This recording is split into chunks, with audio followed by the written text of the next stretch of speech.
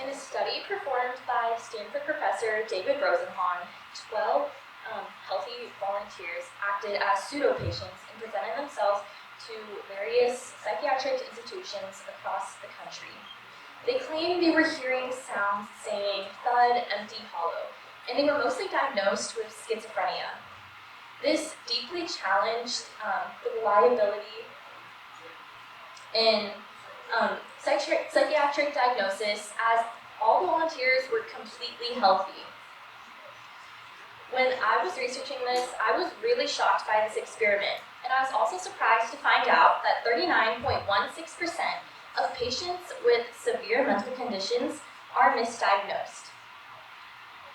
Mental diagnosis can be really challenging as there is a heavy reliance on subjective factors. Today, mental diagnosis is usually done through a psychological evaluation performed by a psychiatrist or a psychologist. This evaluation assesses a patient's symptoms, thoughts, and behaviors. This can easily lead to misdiagnosis as there is a heavy reliance on these limited perspectives. Also, it can be hard to make a diagnosis if a patient's symptoms are common for multiple mental illnesses.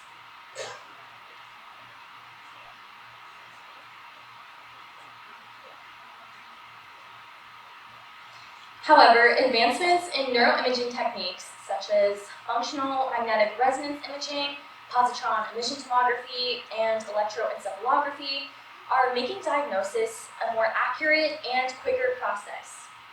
These neuroimaging techniques allow psychiatrists to see brain activity patterns and identify biomarkers related to specific illnesses. Further advancement will allow for more precise, non-invasive, and accessible mental health assessments. AI is also being used to advance data analysis for mental health. For example, MindStrong Health employs AI to track users' interactions and behaviors on their smartphones to detect early signs of depression and other mental illnesses. The app tracks a user's swipes and scrolls, their typing speed and errors through a process called phone phenotyping.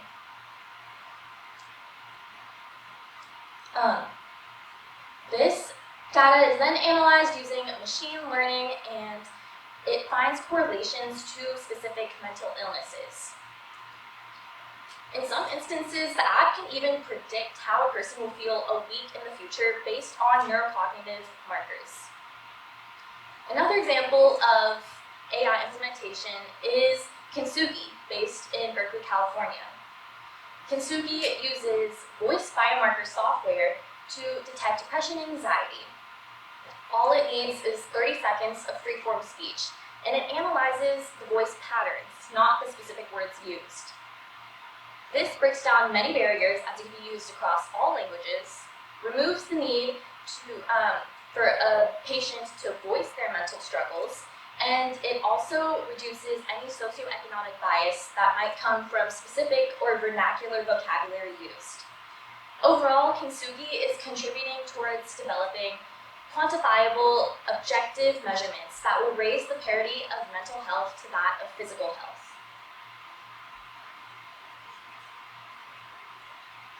Currently, mental health treatment typically involves some sort of therapy, medications, and other lifestyle modifications. A common treatment for mental illnesses is antidepressants. Serotonin is a neurotransmitter that plays a large role in mood.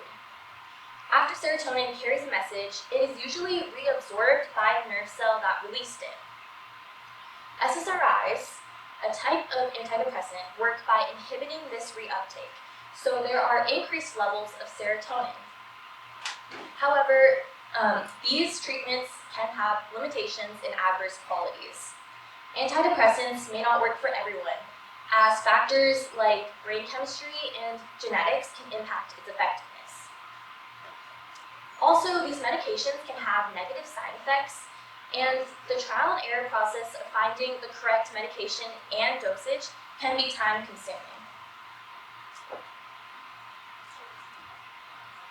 Another area of advancement is drug delivery systems.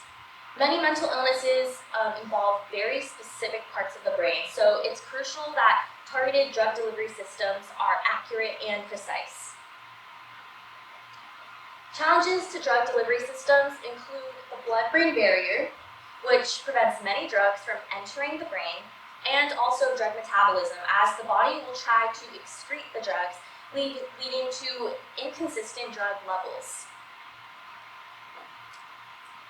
Georgia Tech biomedical engineer Kostas Arvanitis is researching the use of microbubbles and ultrasound technology to improve drug delivery systems. This innovative microbubble-enhanced ultrasound acts as a non-invasive way to reach the brain. Ultrasound technology usually works by using high-frequency sound waves to create images. When these microbubbles are exposed to ultrasound waves, they quickly expand and contract, creating a mechanical force that can temporarily open the blood-brain barrier. These microbubbles resonate at specific frequencies, which can be adjusted to increase and optimize the permeability at the blood-brain barrier.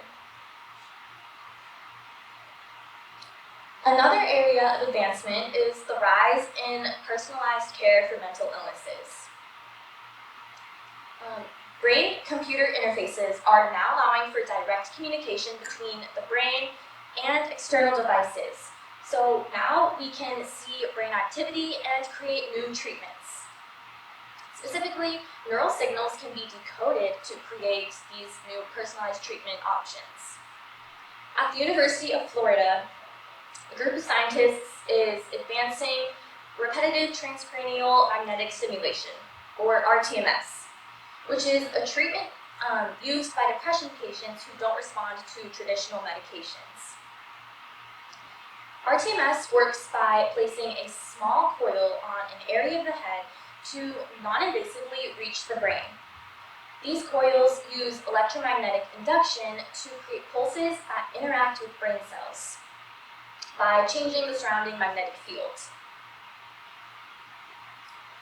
Now, this overall helps reduce the depression symptoms in these patients. However, the group is advancing RTMS treatment by pairing it with diffuse optical tomography, or DOT. DOT is a new neuroimaging technique that is being used to monitor RTMS treatment, and it also provides clear images of the brain. Overall, DOT is being used to see how RTMS functions in each individual patient, as RTMS may not provide the same effective results for everyone, since their brain might respond to the treatment in a different way. So using DOT to analyze this will allow for personalized treatment adjustments. Overall, biomedical engineering is a powerful tool that can provide hope for those struggling with mental illnesses. It is something worth looking into, as it has the potential to create great improvements for diagnosis and treatment, overall revolutionizing psychiatry. In this new generation, with over 40% of Gen Z experiencing mental illnesses, it can be discouraging to not have access to the proper care or treatment. However, with new innovations on the horizon, biomedical engineering can be a hope for us all. Thank you.